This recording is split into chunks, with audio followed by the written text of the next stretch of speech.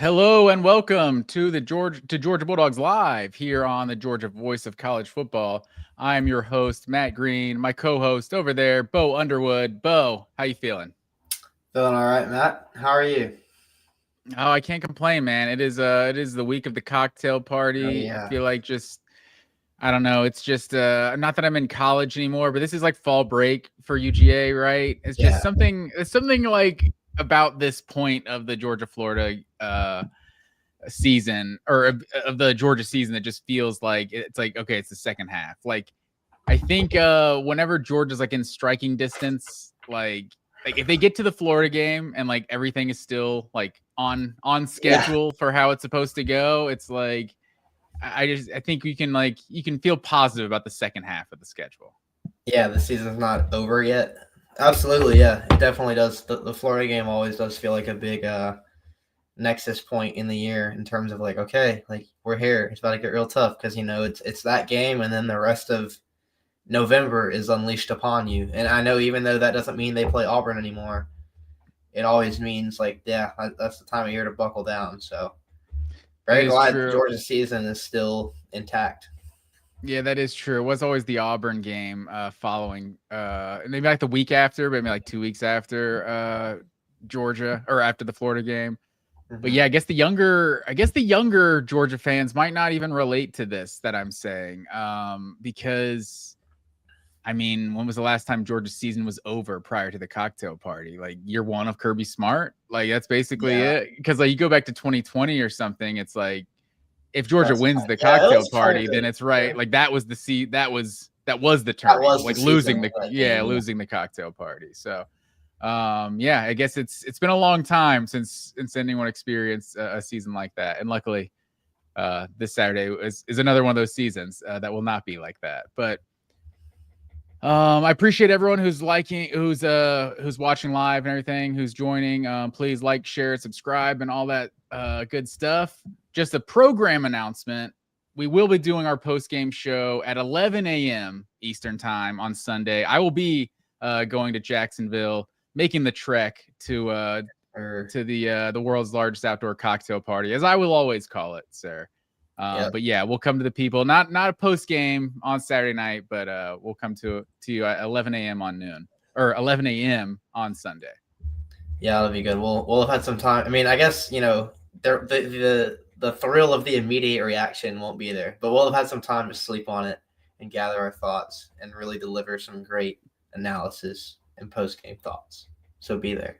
Yeah, for sure. And shout out to my boy who's making this drive just in one day. It's an insane thing to do, in my opinion, which is why I'll never do it. But this man, he'll drive to Florida games, big time Florida fan. He'll drive to Gainesville same day, like from Atlanta to Gainesville, and not Gainesville, Georgia, Gainesville, Florida, same day, watch a game and then drive back. That's wild. But he said he's doing it this Saturday. I did it back in 2023 as well with him. So he's making the drive. I'll gladly ride down to the cocktail party. But for Yeah. those wondering, I'm 1-2 all time and games in Jacksonville. Mm-hmm. Went to 2005. I finally got to see a starting quarterback for the first time in 2023. In 2005, Joe Tereshinski with DJ Shockley out. Then I went to 2015, the famous Fatone Bauta game, and then Brock Bowers was actually out in 2023. That was like maybe his Yeah. first game out, I think. Mm-hmm. But Georgia put on a show in 2023. So I Yeah. do have a 1-game winning streak, but I'm 1-2 all time in Jacksonville. Yeah, I've been I went for the first time last year, like as a credentialed media person or whatever with the red and black, and that was my first time going ever. And it was weird because like I mean I had a job to do there. Like I was there to, report on the game and cover it and be an objective journalist, but like I was also like a kid who had grown up loving Georgia and hating Florida and watching that game every year on TV, being like, man, if I was at that game, ooh, I'd be cheering so loud. So the fact that the first time I ever went to the game, I had to be professional and be buttoned up and be objective was like a big internal battle. Like I remember like when the bad snap happened, that was the play that like changed that whole game. I remember it being like, oh wow, what an interesting Wait, in play. 2023 or 2024? 2024. I'm talking about last year. Okay. when What was the Florida bad snap? in the third quarter, Florida, the game was tied, I believe, and Florida had a chance to. This was after Lagway had gotten injured, but they'd had a pretty good drive going, and they were in position to kick a field goal and take a lead in like midway through the third quarter. And the center or the long snapper, whose last name is Underwood, just completely blew the snap, and it went over the holder. And it was just this disastrous play for Florida. Gave Georgia good field position, and then Georgia scored a touchdown on the next drive, and they never trailed again. But yeah, that play. So that was a massive play that really swung the game. You know, it was a 10-point swing essentially, and I had to be all objective and cool during it, and that was tough. That was a lot of. I showed so much self-control in that moment. I'm very proud of myself. I'm proud of you as well, sir. I'm sure there's a stigma about cheering in the press box. Yeah, you can't do when it. it comes to that. Like whenever I hear reporters that do it, I'm like, that's lame. You know, because I've heard it happen before, and it's like, dude, no, you're lucky enough to have this job. The least you can do is not be a fan the whole time. Yeah, that's fair. I feel like something similar happened in the 2023 game that when Florida, what was it? So there was a blocked punt in that game. Yeah, that was close to me. I was getting real hype at that moment, but it was before that. So yeah, it was 10-7 Georgia early second quarter, and they go for it on their own like 25-yard line or something. You remember they did like was it Etienne that got the ball? Oh yeah, like they snapped it through the quarterback's legs, all the way to the running back, and then they lost like 5 yards or something. Who was it that just blew that up? Was it Munden? That sounds right. Yeah, I think it was Munden that just like annihilated that play. It might have been someone else, but I'm pretty sure it was Munden. Yeah. We'll give Smile Munden credit for it. I don't see it written here, but yeah, 4th and 1, and they lost 3 yards. They were on their own 31-yard line. It's like a game they played Georgia close to that point, and then Georgia makes it 17-7, and then I think Ladd McConkey's touchdown was in there. Ladd McConkey put on a show that day, but then yeah, it was Tyrion Ingram Dawkins that blocked the punt, and then it was 26-7 by halftime, and that was basically over. And then the annual tradition of the teal seats on the other side of whoever's winning this rivalry, whoever's losing the rivalry with the teal seats showing up. But the teal seats, yeah, I assume Jacksonville's still gonna have the teal seats after their renovation and everything. Oh yeah, they got to. It's the Jag Stadium. Yeah, for sure. Yeah, but Thomas T-Bone checking in here. Go Dogs. Go Thomas, Dogs. I appreciate you watching live. Tell your friends. But yeah, I was looking at this. Obviously, Billy Napier got fired. That's a huge story. They got the interim coach coming in, and I was looking back at the previous, because I mean, now in my lifetime, this is now the fourth head coach that's been fired from Florida. Or no, this is the 5th head coach that's been fired from Florida. 5 of the last 7. That's a shame. Wait, no, 5 of the last 6, right? Because Meyer would be the only one in that.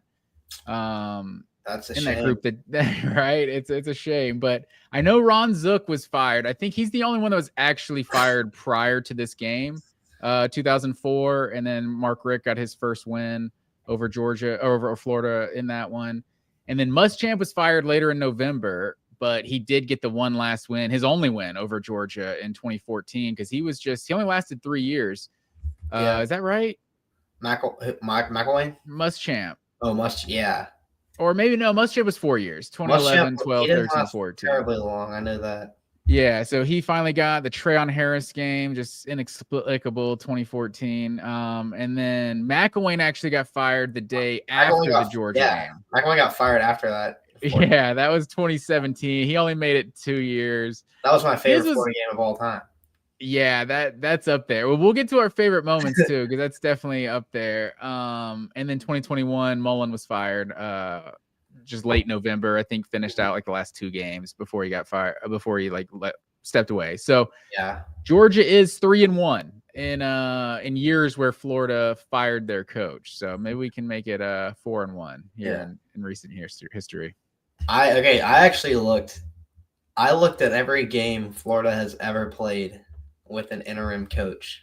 Okay. Was what I found that in 2017, after Jim McElwain got fired following the Georgia game, they played a couple more SEC opponents and Florida State, obviously, and they didn't win any of those games. They beat UAB with Okay. Andy Shannon, and then in 2021, after they got rid of Mullen, their interim was Greg Knox, and they beat Florida State. Florida State was like a 5 or 6 win team that year. Like they didn't make a bowl game. But they Okay. lost their bowl game against UCF. Florida did. 2014, they promoted DJ Durkin, who is still Oh, coaching. wow. Has had some off the field, well, I guess on the field moments that we're not going to get into. Yeah, But anyway, on the field. he was Florida's interim in 2014, and they won the Birmingham Bowl. And then in 2004, after Ron Zook got fired, which was Ron Zook's last game ever as the Florida coach when they beat Florida State, when they dedicated the field to Bobby Bowden. Oh, is that right? That's like a thing. It's like Florida fans call it Ron Zook Field because I think like they beat them the night that Florida State was dedicating the field to Bobby Bowden. They lost to Ron Zook's Florida Gators. Anyway, after they got rid of Ron Zook, their coach was Charlie Strong. Okay. And they lost the Peach Bowl. But yeah, that's every time. So Florida has not had like what I guess what you would call like a signature win under an interim. Although if there was ever a time for them to get one. Okay, they didn't have the Cadillac Williams game where I'll never forget that. I mean, I guess I do forget exactly what year that was, the Cadillac Williams game for Auburn. Would that have been when Malzahn got fired? So it's 2019, or is that when Harsin got fired? Cadillac Williams played for Auburn. Yeah, I remember him. A while ago. Didn't seem that long ago to some of us, but it definitely was a while back. But it's like that game. I want to say they beat like Mississippi State or something, and it's like their first SEC win of the year. I need to look that up, but it was the weirdest thing I've ever seen. Like, I know it was like vibes, whatever, but it felt like they just won the championship. Like the celebration going on this field after Auburn won this game versus Mississippi State. Like, I don't know. It was just so odd. Like, yeah, we're 3-6 now on the year. Like, it was the strangest thing ever. It's a big deal whenever you beat Mississippi State. So I don't blame them for celebrating. When was Cadillac the head coach? Yeah. It's okay. He was the interim head coach. Yeah, 2022. He was the interim head coach. Okay. Yeah, that's right. That is one of the best. They beat A&M. Oh, they beat A&M. That's a bigger win. A&M, yeah. But what was A&M? Did they fire Jimbo that year? Let's see. 2022. That was probably year. If I had to guess, that was probably the year Jimbo got fired. Yeah, they went 5-7 and Jimbo got fired. But okay. Still, remember A&M had beaten Bama the year before that. So like that was a big deal. No, for sure. Shout out to Cadillac Williams. Their co-OC that year was James Coley. Oh, there you go. So we've gotten off topic here, but back to your original purpose. I think I may have derailed us, but that's good to know because you hear about the interim boost or whatever. I think you had a name for it that was catchy. Yeah, interim cheese. That's what it is. There you go. So it's good to know that Florida hasn't done a lot for the Gators, at least in the last couple decades, at least. Yeah. So I'll segue into this then, sir. My favorite moments in the history of the Georgia-Florida rivalry. You kind of hinted at one of yours in 2017. I don't think anything beats the 2007 Georgia-Florida game with sacking Tebow like 7 times, even though it was his hurt shoulder Vern Lundquist kept mentioning. That's the only reason Georgia was having so much success. Marcus Howard was my guy that year, and till this day, it's still my screenshot. Slept on. Such a slept on. Oh yeah. Till this day, that's one of my buddy who I mentioned earlier. His picture when he calls me is Marcus Howard sacking Tim Tebow. Till this day, it's good stuff.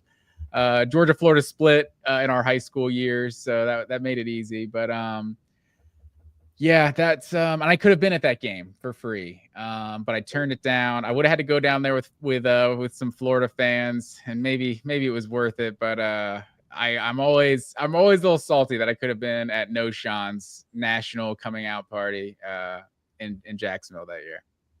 Yeah, you got to start with that one, man. You got to start with the Gator Stomp. I mean, that's probably the defining image of that rivalry for at least the 21st century. I guess Run Lindsey Run would be the all-time example for Georgia fans, but that probably it's true for the last 25 years of Georgia football, that image of the whole team running on the field to celebrate a 1-yard touchdown run, like in the first quarter or whatever, that was a hell of a moment, man. One of Mark Richt's defining moments, and like I think across any rivalry, man, there's not a lot of examples that are better than that in terms of just like pure hate.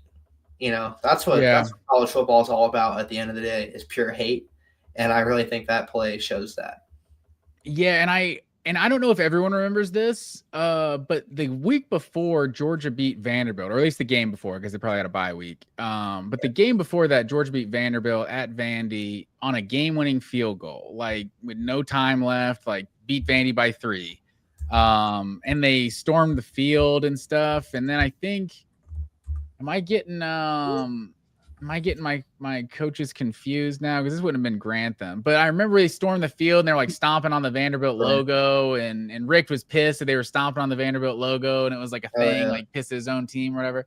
But I feel like that's where the Florida, the stomp came from. Because I think, Florida fans may not care because it's like, whatever, they would try to disrespect us or something. But it felt like more than anything, especially going this rivalry, not to get too deep into this one game, but like from 02, 03, and then probably 05, man, always 06, Florida won the national championship. So 02, 03, 05, Georgia is a top 10 team contender, and they lose to Florida when they're just a better team than them all of those years.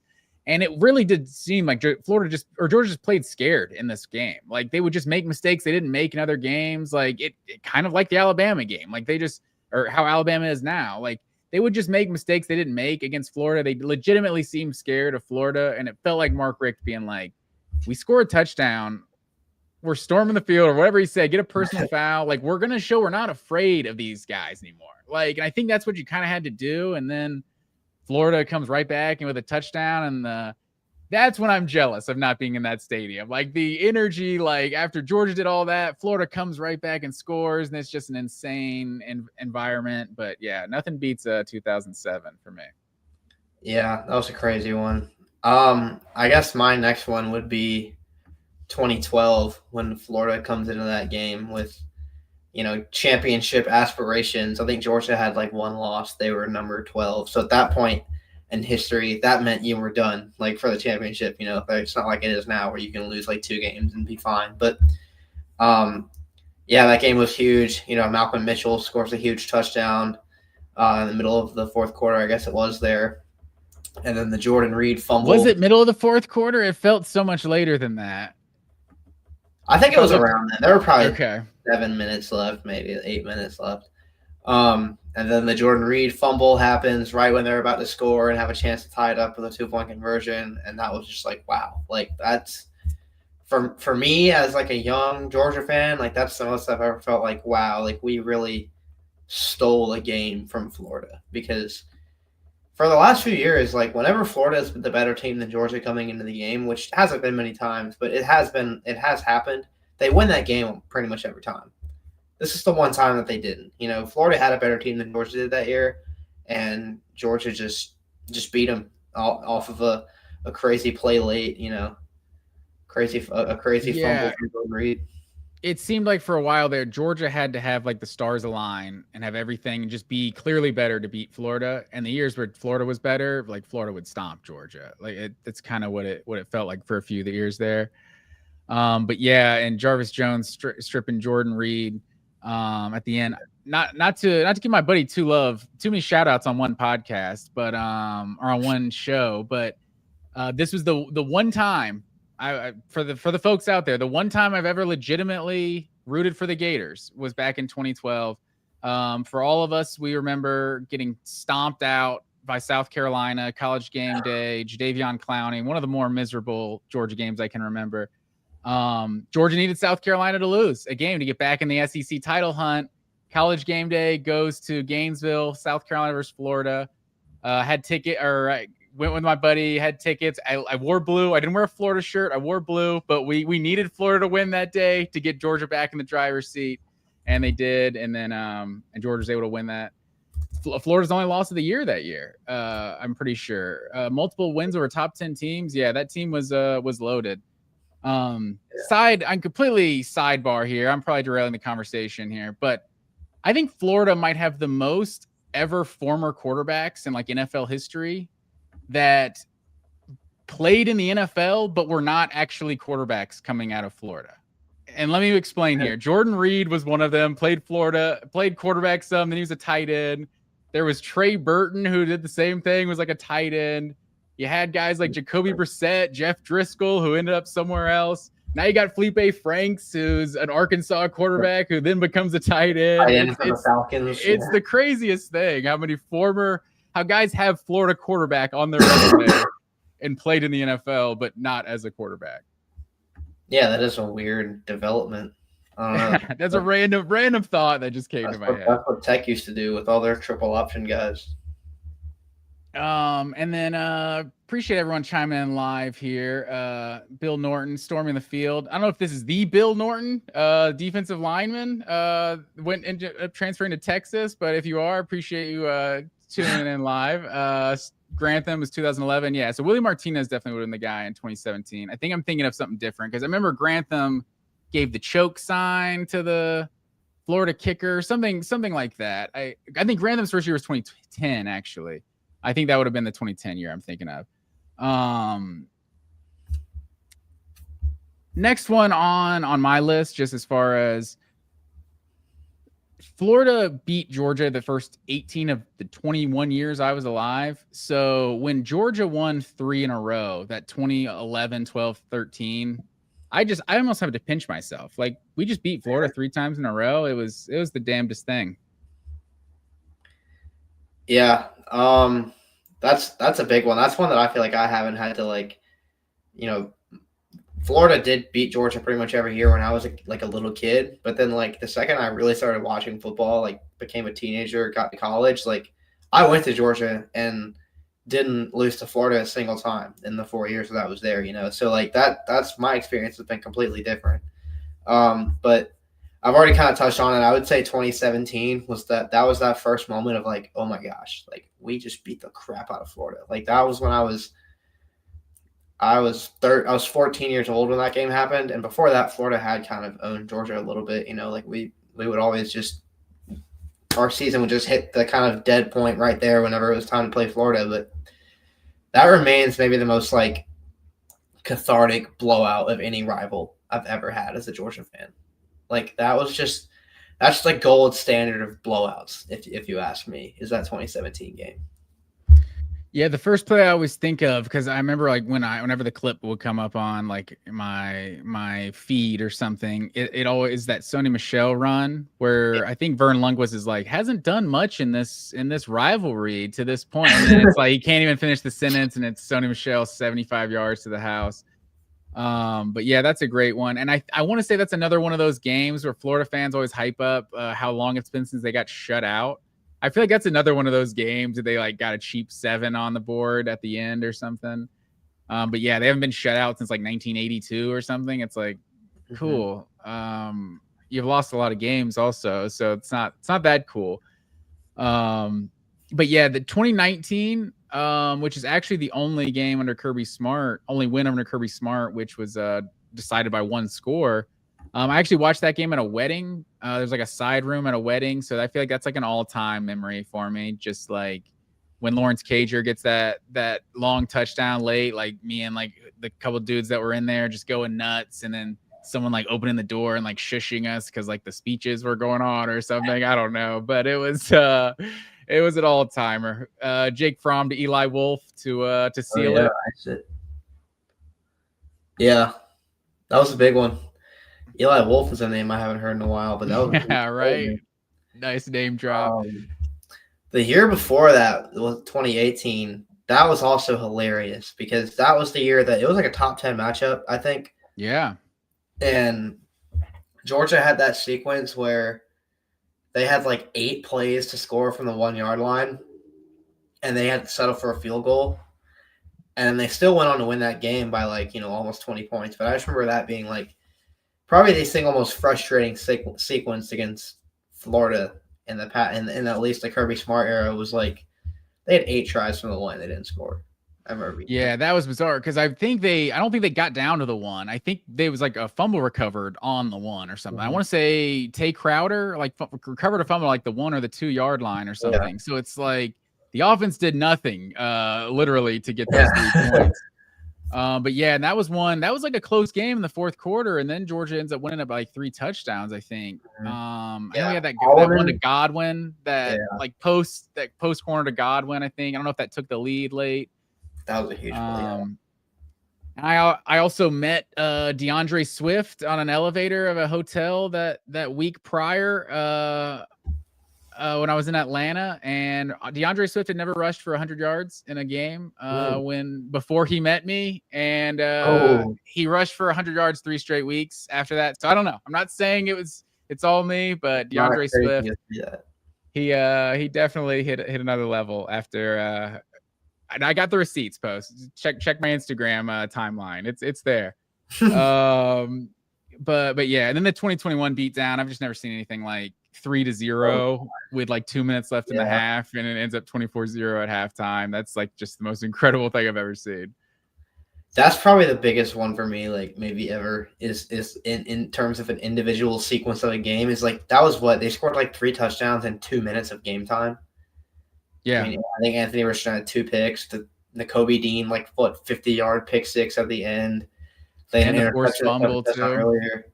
They scored before that. Like that was, I mean Florida was like kind of hanging around in that game for a while, and then Georgia just out of nowhere just goes crazy. I mean that's the most I think I've ever seen a team like that. That speaks to the greatness of that 2021 team. Like that's the most you can just possibly seize control and dominate a game in less than 2 minutes. Yeah, I've never seen a game flip like that.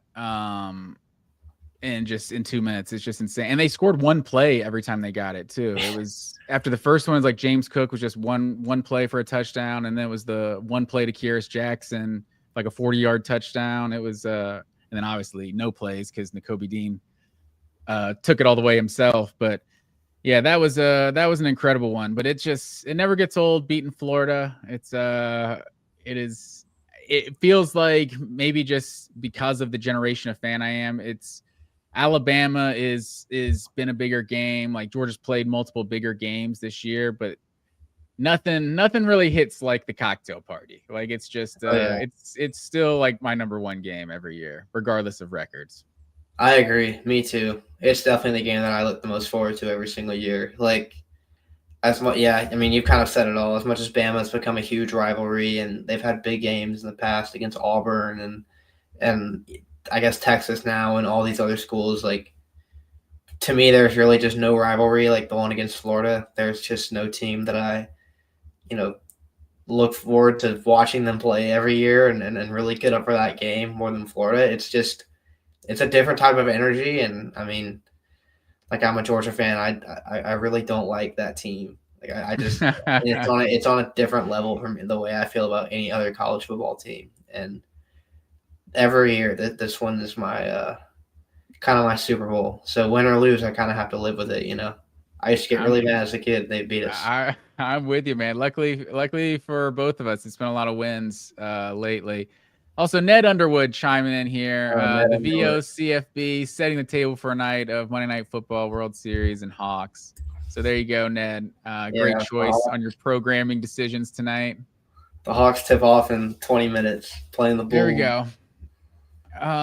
So let's get into this game, sir. This is what this people came for. Let's talk Georgia and Florida. Let's get the stats up here on the screen. So Kirby Smart is now 7-2 against the Gators. Won 7 of the last 8 in this series. And like I said before, all but one of those were by multiple scores. I feel like Georgia Florida is a game where, and maybe everyone says this about like every rivalry, but it's one of those where people like to say, "Oh, you throw out the records for this one," and it's just that's not really true at all for this game. The ranked, I was going back to the last 22 years. There's been 9 instances of ranked teams versus unranked teams in this rivalry, and the ranked team is 9-0 in those games. The last loss would have been 2002, Georgia losing to Florida. And Kirby's 5-0 when unranked, when ranked versus Florida, and then like I said, Florida's 4-0 in games where they were ranked versus unranked Georgia. That's 2016, 2015, 2009, and 2006. So a year where it's number 5 versus an unranked team, it should be fairly easy, right? You'd think that. And I really thought that before the season, at this point in the year, this would be a much bigger game. I thought Florida would have a much better record. I didn't think they would have fired their head coach by now, certainly. I didn't think they'd have a losing record. And I also didn't think that Georgia would have this good of a quarterback at this point in the year. I just didn't know. There were a lot of things that I thought Florida was going to be a lot better going into this game, and Georgia I just didn't really know about. But even then, even with everything that's happened with Florida since then and now, and the whole interim thing, and how much of a revelation Georgia's offense has been with Stockton and everything, I still feel like this is a game that can go either way just because of how much of an unknown Florida now is. They've fired their head coach. They've got a new play caller that no one knows anything about, and they have nothing to lose. I mean, this really is a house money type of game for them, as people have been saying. Like, who knows? It's against their biggest rival. It's a huge game. They're going to be playing with nothing to prove and nothing to lose. A lot can happen here. Yeah, I think you're definitely right. And I just realized now, too, looking at this Kirby going 3-0 versus Napier, Napier's got to be the first Florida coach that never beat Georgia since it's got to be like pre-Steve Spurrier. Never beat now Georgia. That I'm thinking about to never beat Georgia, because Mullen beat Georgia once. McElwain was 2-1 versus Georgia. Yeah, something like that. Because he was fired for like non-football reasons. That was like a whole different thing going on.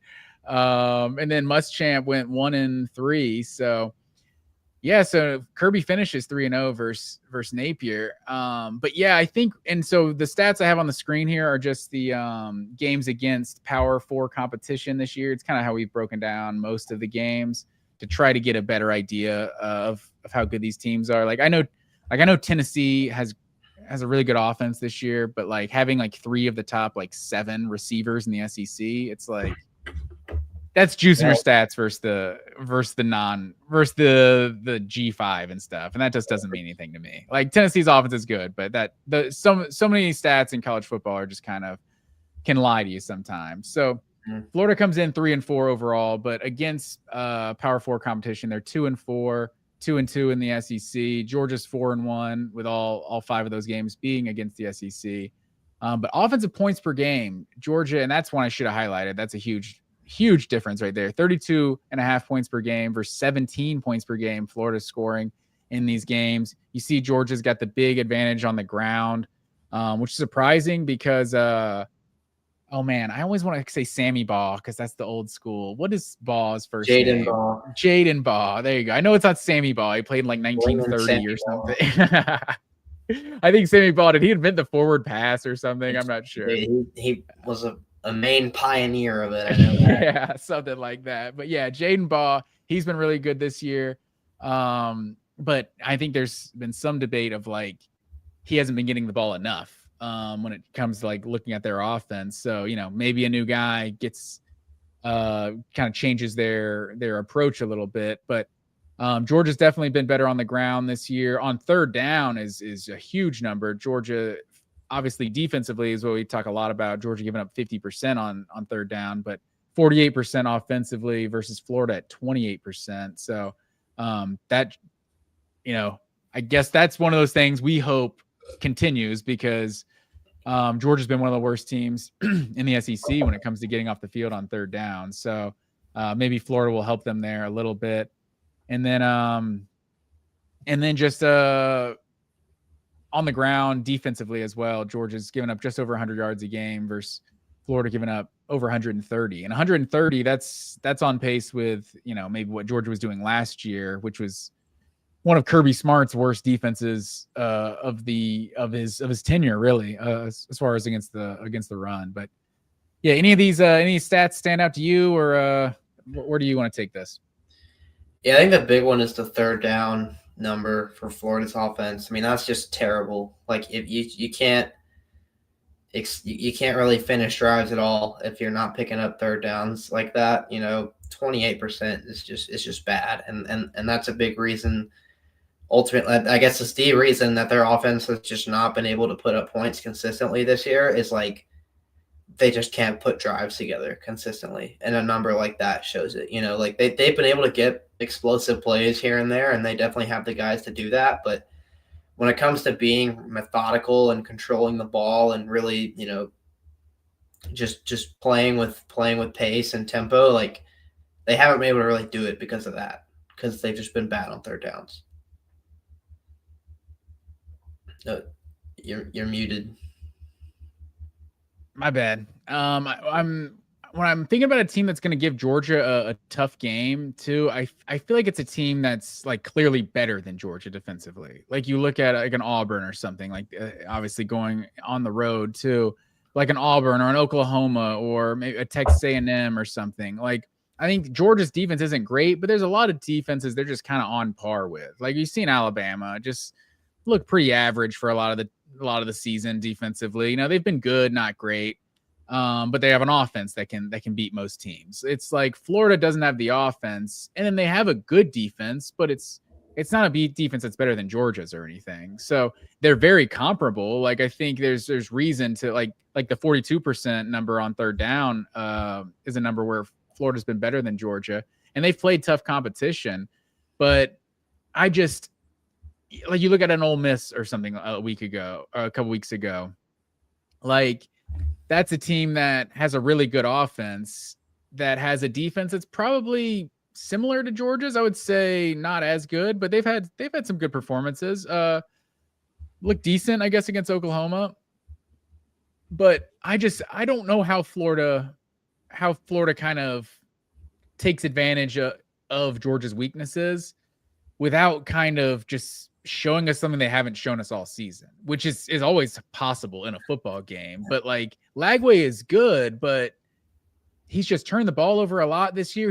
There's not a lot of games that they've won because of DJ Lagway. A lot of the games they've won, it's because they were able to like run the ball and kind of dominate somebody, like a Texas that they rushed for 159 yards against. Mississippi State, they rushed for 172. Like those weren't games that they won because like DJ Lagway took over. And I think that's kind of what we thought people kind of pegged this Florida team to be this year. I think you're kind of underselling their defense a little bit. Like okay. I don't know if this is a hot take, but like I think Florida has a better defense than Ole Miss does. I think they have, and if it's not better than Ole Miss's, which I just think it is, I think you got to admit it's much closer to Auburn's defense than it is to Ole Miss. Like I Georgia struggled in that game against Auburn because Auburn is just really tough up front, and they're really tough against the run, and they make you earn it through the air. And that's what Florida's been able to do as well. I think that's a big part of why they beat Texas, as much as, yeah, them being able to run the ball and kind of control the tempo of that game, definitely. But like, this is a tough defense, and it's not going to be easy for Georgia at all. The same way that it was kind of easy for them at times to run the ball against Ole Miss, it's just not going to be that way against Florida. They've been pretty tough against the run this year, and yeah, that's where I would look first. Like, that's Georgia's big strength on offense is to run the ball, and so yeah, I don't know if I think you're kind of right about like Florida might not have a surefire way to attack Georgia's weaknesses, but I think they kind of stack up pretty well against Georgia's strength, which could be interesting. And like, the way that you do take advantage of Georgia, I guess, is, you take advantage of their weak pass rush and you let some long developing stuff, kind of try to develop for you. And I think they kind of have the guys to do that too. They got two really good freshman receivers in Dallas Wilson and Vernell Brown who like can make big plays and be really explosive for you. And like if they give Lagway time to throw and really just kind of look down the field, those guys are going to get open eventually. So I like if there's a path to Florida kind of being disruptive earlier in this game and kind of putting Georgia on their heels early, and I kind of think that's how they do it. Yeah, I think that's fair. I can't put them. I don't think I can put them on Auburn's level defensively. Like Auburn, this team's given up 84 yards a game on the ground. Florida in all competitions given up 117, 130 against SEC teams. Like you see 131 as you see on the screen there. I don't know what Auburn's number is against everyone. I just see like the total number is, but I just think that Auburn defense, like Georgia wasn't able to run at all. I think Georgia should be able to be balanced. I do agree they're better than Ole Miss's defense. I think, and like you said, they're two playmakers. They have three guys averaging 15 yards plus a reception, and Georgia's got one. And is dogs. Yeah. Georgia's got one. His name's Colby Young, and he's out for the season, out indefinitely at least. He's out so he's not. Yeah, I think is that final? Has that been? He broke his ankle. Like he's got to be out for the year or his leg. So I would assume so. I'm gonna put it on like the George Pickens expectations of 2021. Anything we get out of him will be a bonus. I'm just gonna assume he's not playing. Exactly. But I'm not optimistic. But that's a whole other thing. yeah, for sure. But I'm not gonna say I'm super confident because you look at this team and what they've done this year, whether it was at Auburn, whether it was versus Ole Miss or Alabama or Tennessee. This team has not gotten out to quick starts. Like none of those games were easy. So it's hard to imagine this one being easy. At least the Kentucky one was easy because I guess Kentucky hasn't been easy for everyone. But so that's a silver lining. But I don't think they have. I think this defense is good. I don't think they're one of the best in the SEC. Like I think Auburn. Like you look at Auburn. Like Auburn's given up. Give 24 to Oklahoma and lost. Give 16 to A&M and lost. Give 20 to Georgia and lost. Give 23 to Missouri and lost. Like Florida's, I think, given up consistently more than that in most games. But it's definitely an offense problem more than a defense. I'll definitely agree with you there. I just on paper, like I don't think Florida should be able to beat this Georgia team, right? Yeah, I don't either because I do just think Georgia's a better team across the board, and they've shown that this year. You know, that's why one of them fired their coach, and one of them is ranked in the top 5, of course. I don't mean to act like this is going to be some – like I think this is some super, super close game. But I do think Florida can win, and I think Florida can make it close just because Georgia just has clearer weaknesses this year than I think they've ever had under Kirby Smart, at least since the very early days. Like, I think their lack of pass rush is a real issue. And when Florida, they have a quarterback that they believe in DJ Lagway, and a guy who has really flashed some awesome potential. I know that he hasn't been as great this year. Like I've heard people say that like last year he was so good because he faced a lot of man coverage where the defenders had their backs turned toward him, and he was more able to kind of get out of the pocket and improvise because there weren't as many eyes on him. They've been running more zone against him this year where their eyes are on him, and he hasn't been able to do that as much, and he's been kind of forced to, sit in the pocket and go from read to read, and like he struggled as a result of that, and I think we can all see that in his numbers. But still, like he's got a lot of talent just as a vertical passer. Like he can access every area of the field, he can throw it everywhere, and they have some real talent there at receiver. And Georgia's secondary, like, we've seen moments where it looks like they can turn a corner. I mean, they were brilliant in the fourth quarter against Ole Miss a couple weeks ago, but they've also had like some crazy, crazy coverage busts where they've looked really bad. And so the fact that right now I feel like it's a secondary that you never know which one is going to show up, and the fact that it's a pass rush that you kind of know isn't really going to show up, that's kind of dangerous for a Florida team that is literally playing with nothing to lose. Like they're going to get pretty out there, I think.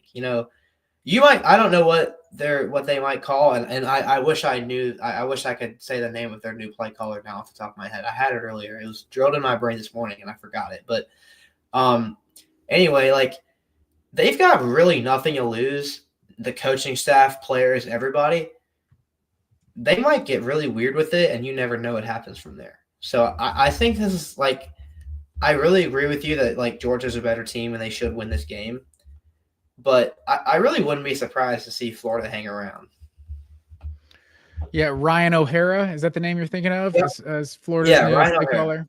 brand new play caller, because Billy Gonzalez like gave up play calling as the interim. Okay.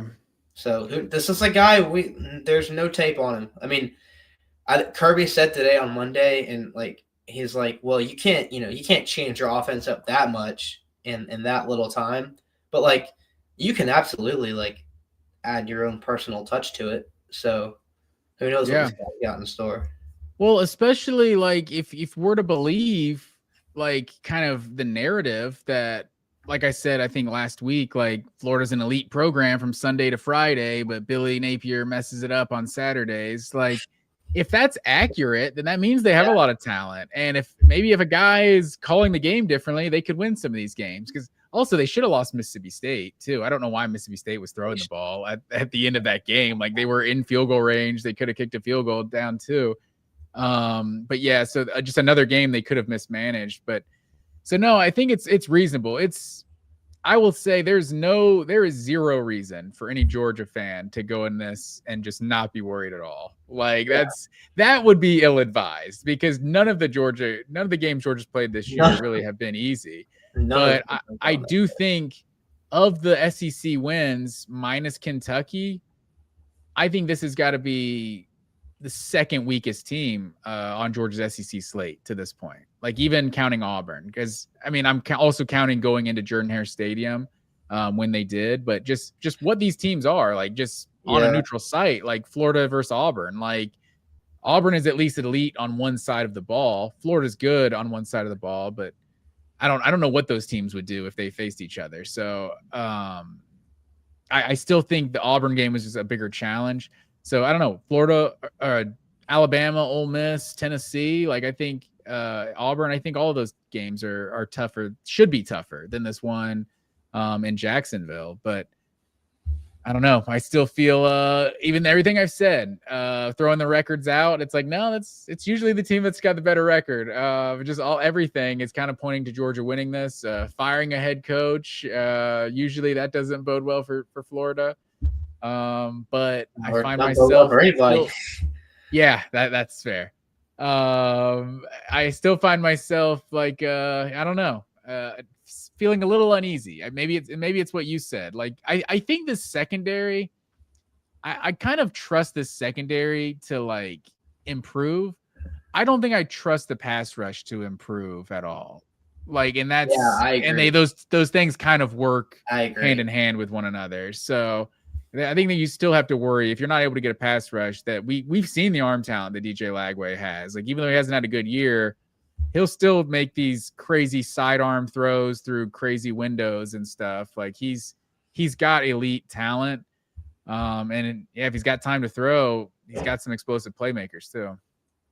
Yeah, like we have seen some we've seen some high highs from Lagway, and we've seen some epic lows. Obviously, like look at the LSU game this year; he threw 5 interceptions or whatever. But any Georgia fans should know this. Like the fact remains, he is a very talented quarterback when he's on. And Florida fans, well, there are probably a couple that will take it to their grave that Georgia would have lost last year if Lagway had been healthy the whole game. And I really wouldn't blame anybody for that. I wouldn't get into an argument about that, because you could really say that. And as disappointing as their offense under Lagway has been this year, like he was getting that kind of hype for a reason. You know, he has that kind of upside. Like he truly does. And who knows? Maybe Napier really was just holding the program back this much. And maybe they are just due for a huge win. Like, I'm not saying I think it'll happen definitively or anything, but I do think this will be a very good game. And I think Florida will be in it for borderline 3 quarters, if not all 4 of them. And I think that's all you can really ask for when you're a team like this that's kind of struggling to find itself. Just fired their coach, just trying to get through the rest of the season so you can move on from this era. Like, all you can really ask for is like just a fight every week and effort and guys still showing up wanting to win. And I think that's what they'll bring this week. So I think it'll be a pretty good game. Yeah, I'm with you. We got Sanjay Gurur, if I'm pronouncing that right, chiming in. My grandma could play QB and we'd win this game. I assume we is Georgia in this sentence. I don't know that that's true. I think I don't know what kind of abilities your Grams has got. But I think Gunner's gonna have to make some plays to win this game. Yeah, no. With all due respect to your grandmother, who maybe she's just got a howitzer of an arm. We don't know. She's a legit dual threat. Yeah, I definitely think this is gonna take a very good Gunner Stockton game to win. And at this point in the year, like, I think we both definitely have full faith in him to do that. Like, at this point, I think it's just fair to say Gunner Stockton's a really good player, and he can be kind of an engine, kind of that catalyst for your offense. Where, like, when you need someone to pick it up, your quarterback can be the one to pick it up. And not every team can say that. Even teams that have good quarterbacks don't always have a quarterback like that. So I think Georgia is going to be they're going to really need to control the ball in this game and just kind of sit on it, dictate the pace, everything like that. We always say with running the ball, and it'll be tough for them to do that. And like I said, I think this is kind of a closer defense to Auburn than it is to Ole Miss. So maybe the run game won't be automatic, but I think what Gunner Stockton can do for you as a passer, and then on the running game on top of that, and what he opens up for you just in the short, intermediate areas of the field, like, that's kind of all the difference in this game. In a game like this where you're going to have to stay ahead of the chains and sustain drives, like, Gunner Stockton has just proven time and time again that he can do that. If it's a shootout, he can keep up. And if it's a game where you need to be more methodical and kind of, have these prolonged death march type of drives, he can do that too. So I have full faith in Gunner Stockton to win this game, but that is what it's going to take ultimately. And I think that's fair to recognize that. For sure. And shout out to Sanjay's grandmother if she's got the ability to make some plays. But yeah, I think there was this idea if Georgia was going to be like a top 5 team, like a contender this year, that they would have to do it kind of the way Texas A&M is doing it. And that's not meant as any sort of shade to Marcel Reed. He's been really good this year, but he's been good. Like what I talk about, like the Jalen Hurts, like the Philadelphia Eagles formula, like he's been kind of managing the game and then makes plays when he needs to make plays. And he's got a bunch of dudes around him. He's got a great defense on the other side. And that's not what Georgia is at all this year. It's that's how like Marcel Reed and A&M are almost doing the best Stetson Bennett in Georgia impression they can do, Freak athlete Stetson Bennett. Absolutely. Hey, we saw Stetson rush for go for 50-yard runs like Marcel Reed did on Saturday. But Marcel Reed, he's a playmaker. He's tight. No disrespect to him at all. But yeah, Stetson's the one that's having to make plays for this offense and to kind of just be the engine to make this team go. And now the first full game, I mean, they basically played a whole game without Kobe Young, but now I'm not going to have him for any snaps at all. So it'll be interesting to see what Georgia's playmakers can do. But they've been a lot better this year at making those plays and just catching the ball. Like, knock on wood, famous last words. But Georgia's just, when they've needed a third down conversion, it's maybe they need 5, and it's London Humphrey to pick up 7. It's Zachariah Branch to pick up 6, and they've been able to make a lot of contested, tough catches throughout the year, and they're gonna need it more in this game. The tight ends as well. We've seen the tight ends the last couple of weeks have better games. Lawson Lucky with his coming out party against Ole Miss. You're gonna need to see the tight ends be involved, but in the end, like I think Florida's got I think these defenses are comparable. I think maybe Florida's got a better defense than Georgia. And I will concede that point. But Georgia's offense to this point has just been so much better. I think there's no real reason to think Florida can hang with this team for 4 quarters, other than if they get spotted 14 points in the second quarter, like has happened in a lot of other Georgia games. But you also look at the turnover differential. So Georgia's even on the season in SEC games and turnover differential. Turned opponents over 5 times, turned it over 5 times. However, 2 of those turnovers are a Hail Mary by our boy Ryan Puglisi against Tennessee, and then a garbage time pick by Puglisi against Kentucky. So Florida has turned the ball over 12 times and turned opponents over 7. So they're -5 in the turnover differential. And I think that's probably the best thing you can say for this Georgia team. Maybe the Alabama game is the one exception, with Nate Frazier giving the ball up on their own 10-yard line. But for all their struggles, Georgia hasn't really beaten themselves this year. And so I trust again that it's just, maybe it's going to be a tough 4-quarter game, but I mean, this team has done this a lot. So I can't in good conscience think that this Florida team can really match Georgia's offense for 4 quarters. Yeah, that's ultimately where I kind of agree with you. Is like, I think Florida is probably going to make some plays early and hit on some explosives down the field or whatnot, like, and they'll be juiced. But Georgia has shown this year multiple times that their offense can really go for 60 minutes. And I guess the big thing to look out for on that end of the ball this game is how much Colby Young's absence affects that. Because, yeah, like you said, they hit that flea flicker to Colby Young at the beginning of the game, and then he got injured on that play. And, that was his last play as a Georgia Bulldog in all likelihood. And they went on to be just fine in that game ultimately. But, like, still, that's your best receiver. Like, that's your best perimeter weapon. That's the guy who could just win one-on-ones and make big plays by himself, unlike anybody else on your roster. And the guy that, we and a bunch of other people have kind of hailed as the most likely guy to step into that role or something like it is Noah Thomas, just because he fits that same sort of physical profile and he has a track record of doing that sort of thing at A&M. But Noah Thomas has not really done anything this year except for the one catch against Auburn. And so we're about to see, like, is that just some weird thing that was going on earlier in the year, or is there like a real reason for that? Is Noah Thomas just maybe not very good? Maybe he's got some injury we don't know about, or maybe he's just not playing well. That'll be a big thing to look out for Georgia in this game. It's just, where does the perimeter playmaking come from? Obviously, they're going to rely on the run game and the tight ends, but like, there are going to be times where you're going to have to stretch the field, throw it to the sidelines, and right now, like, it's not really clear who that's going to come from. Yeah, because Zachariah Branch, as dangerous as he is, and he obviously is a weapon downfield, what made him so dangerous is that screen game. So it's the short stuff, kind of the extension of the run game.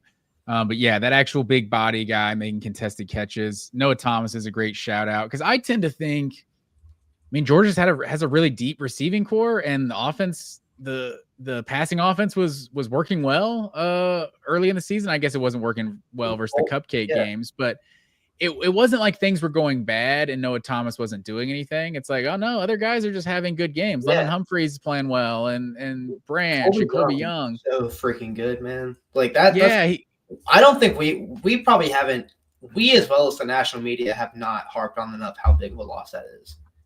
Colby Young is a stud, man. That's a huge. I think you're right. I think that is a big one, because I think he had looked like he had improved his game this year as well. He just looked even more explosive.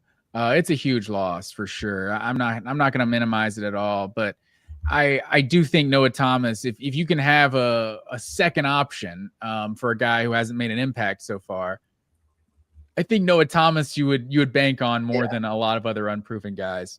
Excuse me, in this conference. That's definitely the most obvious like pathway to it ever, right? Is like this high-profile portal guy who led A&M in receiving last year, a pretty good passing offense, transfers to Georgia, doesn't really do much, but the guy who was literally playing his exact position, X receiver, who led them in receiving, gets injured, and it's not like Noah Thomas hasn't done anything, because he made one of the plays of the season at Auburn. So yeah, be as small of a sample size as it may be, we have seen it. It's not like this guy's just completely fat and out of shape. So he could come in and really make an impact right away. And the Young injury, unfortunate as it is, really presents him that opportunity. And every game from here on out, I think it's fair. Like before the year or before this, I would agree with you. Like I didn't really care that Noah Thomas wasn't doing that much because I was just like, look at the passing game. The passing game is doing great. yeah. But now that there's a real void in the passing game, there's a real role that needs to be filled at X receiver, at just outside playmaker, winner. Noah Thomas kind of has to be that now. He was a luxury before this, but they need him now, and I think it's fair to treat him that way from here on out. Yeah, I think that's fair. I think, just looking at what this offense has been to this point, I think they've been deep at that receiver position. So let's hope that that they can fill in for Noah Thomas or for Colby Young down the stretch. Yeah, it's been good so far. I mean, oh my goodness, this year's receiver room from last year's has been night and day. And even Dylan Bell looks like he's taking a step up. This has been the best year of Dylan Bell's career so far, I'd say. The best start. But yeah, the loss of Colby Young last year ended up being devastating for them. And if they've got any aspirations for a championship run this year, that just can't be the case this time around. Yeah, I'm with you. I'm with you there, man. So you want to give your score prediction for this one? Whew, okay. Yeah. Man, I was thinking so much about Colby Young. I wasn't even. Okay. Yeah. So, like I've been saying, I mean, I've been hyping up Florida a good bit throughout this show, and that's because I really do think we're going to see Florida come out as hot and energized as they have in maybe the entire history of the Kirby Smart era. 2020 notwithstanding, because they just had a squad that year. They don't have that anymore. But they're going to come out, I think, looking really good. I think they're going to come out in rhythm. I think they're going to have a good script to start the game, and they might get a touchdown or two on their first couple drives. But it's like you and I have been saying, as good of a defense as Florida does have, and I really do think it's one of the better ones in all of college football. I mean, I'm just still thinking about what they did against Texas. Like, that was really something else. They shut them down. Georgia's going to have to earn everything they get offensively on Saturday to me. But as much as I believe that to be true, I also really believe Georgia is fully prepared to do that. I think this is just a flat out good Georgia offense led by a good quarterback that has a really good run game and an offensive line that's finally healthy, or it looks like it's finally getting healthy, knock on wood. Ernest Green came back at right tackle last week, was a force. Monroe Freeling finally looks healthy. Juan Gaston looks like he's getting healthy. Drew Bobo's been the rock there the whole year. Michael Morris looks like he's healthy. Like this, if this offensive line rounds in the form this time of year and the running game continues playing like it is, Bowens looks like he's mostly healthy. Nate Frazier, if he turns a corner and gets over the fumbleitis, like the Colby Young injury is devastating for sure. But they have a lot of guys that can make plays in a lot of different areas of the field. And they have as good of a hope for a replacement one-to-one for Colby Young as they can possibly get in Noah Thomas. So if Noah Thomas can be 75% of the player that Colby Young was for them before the injury, I think they'll be just fine. And that's ultimately why I think Georgia will win this game. I just don't think Florida's going to be able to outlast them ultimately. So I will go 34-27 Georgia. I'm gonna give Florida some points. Okay, so you're I don't trust the Georgia defense at all. Point spread wise, that's not covering. I think Georgia's like an 8-point favorite. Half a point they're missing the cover. Yeah, I don't trust the defense. I don't. No, I think that's fair. Also, Noah Thomas was a great shout out because we haven't talked about him very much. But also, you can't. This is no Prize Picks, DraftKings advice. I'm not giving anything out like that here, folks. But you can't tell me Lawson Lucky is going to go for a three piece one day, and then Oscar Delp's not going to get on the action the next week. Oscar Delp is scoring a touchdown in this game, sir. Okay. You put it on the board. I think these Georgia tight ends are gonna have a nice day. But yeah, like A&M was able to run for 183. Miami was able to run for 184 on this defense. Mississippi State ran for 144. I think Georgia's going to have success running the ball and throwing it, honestly. So I think we're probably looking at a game. I mean, just law of averages. Or just take what Georgia's been. It's probably good to bank on Georgia giving up a touchdown on the first one or two drives of the game, if not both. But I think this is probably going to be like a 17-17 game into the third quarter, if not like going into the fourth. But I'm going to say Georgia pulls away and wins by 2 touchdowns. I'm going to say 31-17. Georgia wins this one. Maybe like a year ago. It doesn't feel great, but maybe get a turnover late and get that extra touchdown to make it look better. But yeah, I'm going to say Georgia does win and cover. I guess that's more in line with how it's been going recently, the last few years. My main thought really is like I can't really explain this in a way that makes like sense as like actual football, but I just feel like the Georgia-Florida game has in recent years been much closer than the final scores have reflected at times. And so I think we're due for a one-score game, even if ironically that means that it's a less close game than the score indicates this time around. I think that I don't know. At one point or another, this Georgia-Florida game has to be a one-score game. No, that's true. It's just more likely to happen when they're year, and I think it might happen this year. Yeah, it's just more likely to happen when they're actually a good team and didn't just fire their head coach. But hey, who knows? Who knows what could happen with the interim cheese, as you said. But yeah, I think it'll be an interesting one. Let's see, how does that compare? Let me see what our preseason predictions were on this game. So let's see. You had 32-26. And what did you say just now? 31-24? 34-27. 34-27. So you're right there. I'm standing on I have a hunch this year. I just think it's going to be a weird game. That's fair. I had 27-20 before the year started. See, so that makes sense based on what the performance has been to this point, that I think these teams are wider than they once were at the start of the year. It didn't make sense for me to have the same score preseason versus the week of as I did for Ole Miss, but whatever. I kept it going. So I'm going to say Florida does win this one by 2 touchdowns unlike my preseason prediction. Okay, yeah, we'll see how it goes, man. I think it should be a good one for at least a little bit. Let's see. You want to go rapid fire around the SEC? The rest of the games we got over the weekend. Which ones do we have? So we got the nooner, Vanderbilt at Texas, and Texas is a 1.5 point favorite at home. I saw Arch Manning's in concussion protocol. Oh, is that right? But yeah, I think even if he is out, I think give me Texas. I think people are kind of writing them off lately. The Vanderbilt hype has gotten really, really to be a lot. I think Texas. I think Texas can win this game. They're a more talented team than Vanderbilt. Yeah, I'm also going to just treat this as if Arch Manning's playing as well. And I think Vanderbilt's just a better team. I don't think Texas is very good at all. The punt returners bailed them out 2 weeks in a row now. They should have lost to Kentucky and Mississippi State, honestly. I forget the dude's name. Is it like Nibbler or something? Am I making that up? Yeah, something like that. But yeah, that dude, he's bailed out Texas the last couple of weeks. But I think Vanderbilt's just better. I think they're a legit team this year. Like, give me the doors to go into Austin and win that one. Mississippi State at Arkansas at 4:00 SEC Network. I don't know who's watching that game. To be honest, hey, those are both kind of fun teams to watch. That's fair. Mississippi State broke my heart last week, man.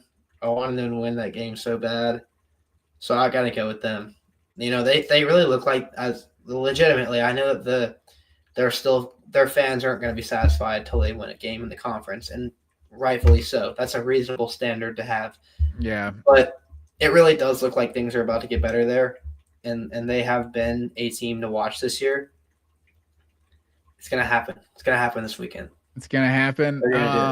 Well, one thing that's going to happen is they're going to have the best offensive performance of the season, because that's what happens when you play the Arkansas Razorbacks. Do it. But yeah, I mean, Tennessee in overtime, Florida, like they threw the pick late, like they should have won that one. And then Texas, like that's three Like they could be 3-1 in this conference. They Mississippi really State could right be. now. They could be ranked right now. Yeah, it's pretty wild. But also the best 2-6 team in the history of college football is the Arkansas Razorbacks. That's true. Like, this is gonna be a fun game. I feel no, like. that's fair. You've convinced me. Give me the Razorbacks though, sir. They're gonna get their first win. Someone's getting their first win in college. We love Taylor Green on the show. Absolutely. South Carolina almost shocked the world.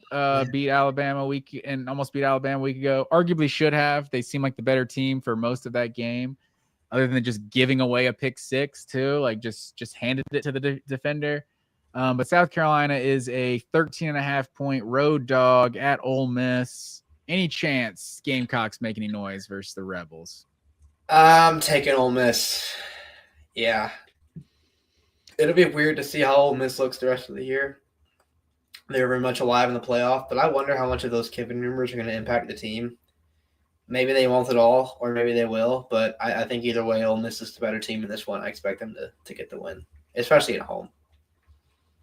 Yeah, I'm with you. I was out on South Carolina because I thought they could be a dark horse to upset Oklahoma a couple weeks ago, and they just got run out of the building. So I gave up on them, and then they almost shocked the world and beat Alabama. Like I said, I don't think they're going to have anything left, especially on the road. Yeah, give me Ole Miss. I mean, maybe not to win it easily because Ole Miss has not won an SEC game by 2 scores this year. So, yeah, I'll say South Carolina covers. Maybe keeps it interesting. But yeah, I think Ole Miss will win that one. And then at night we got. Let's see. Let's go with the B game first. The game that the SEC tries to hide each week, I always say, is the 7:30 SEC Network game. They just hope no one watches that in prime time. It's Kentucky Auburn this week. They might get their wish. Auburn is a 10.5-point favorite, sir. There is no way in hell I'm taking Auburn to cover a spread of 10.5. They've barely scored 10.5 points in most of their SEC games, but I guess I'll take them in Jordan Hare to beat Kentucky. Yeah, I don't know if I would take them to cover that either, but I will take them to win. They got to win that game. I'm with you. And then the last one, the prime time, Oklahoma at Tennessee. Tennessee's a 2.5-point favorite. Josh Heupel going against his former club, his alma mater, I should say. What do you think about this one? That's a big one. That's a huge game for Heupel and for the Tennessee program. It's at Knoxville, right? In Knoxville, yeah. Yeah, man, Oklahoma had a rough game last week against Ole Miss, and they're going to come in there ready to play. But I think give me Tennessee at home. Yeah, I really don't know how to think about this one. I think people are a little too negative on Oklahoma. John Mateer has not looked the same since the injury, and I think he's probably not the same since the injury. But this Tennessee team has been basically gashed by every quarterback that's played them, including Cutter Boley a week ago, going for like 300 yards and 5 touchdowns. So maybe Mateer, it can be enough to hang with them. But yeah, I think I'm with you. Tennessee at home. I'm going to take the Vols to probably win that, take care of business. I don't see them scoring less than 30 against Oklahoma. Yeah, I don't really either. But I don't know. Oklahoma could score more than 30, I guess, against that Tennessee defense. So it'll be interesting. A little strength against strength there. Yeah. But that's all we got, sir. What is that? 6 SEC games on the slate this week. I love this time of the year where we're just getting all conference games all the time. But yeah, it'll be a good viewing this Saturday, 3:30 in Jacksonville. Dogs and Gators. And hopefully I'll be 500 in Jacksonville all time when we're talking on Sunday morning, sir. Oh yeah, we can only hope. Anything else from you on your end, sir? That's all I got. All right, man. Well, yeah, like we said earlier, we will be coming at you with our post-game reaction at 11 a.m. on Sunday morning. So tune in for that. I appreciate everyone who's watching live, everyone who's subscribed to the channel. Please like, share, all that good stuff. And as always, go Dogs. Go Dogs. College football is even more exciting when you've got some action on the line, and the games are even better when you're cashing in. and the Voice of College Football is the place to be to get the greatest value. Start with my picks. 75% against the money line, 58% against the spread, and I've got a 40-plus year track record. 11-0 in the college football playoff for me last year against the money line, 8-3 against the spread. And I'm just the warm-up act. Steve Merrill of Wager Talk is our ace in the hole, show stopper. 7 years with the Voice of College Football, over 30 years in the industry. Steve gives us analysis on all the big games, but you can't miss Steve's weekly under-the-radar pick. 28-12 against the spread the last 3 years. You also get picks from some of our top analysts here at the Voice of College Football, including Corey Bratta, Matt Zemek, and Steve Dace. Check out those numbers. Become a YouTube or Patreon member for just $99 per month. Go to the main channel on YouTube, click join, and then select the betting tier. Do the same thing on Patreon. Make 2025 a winner now.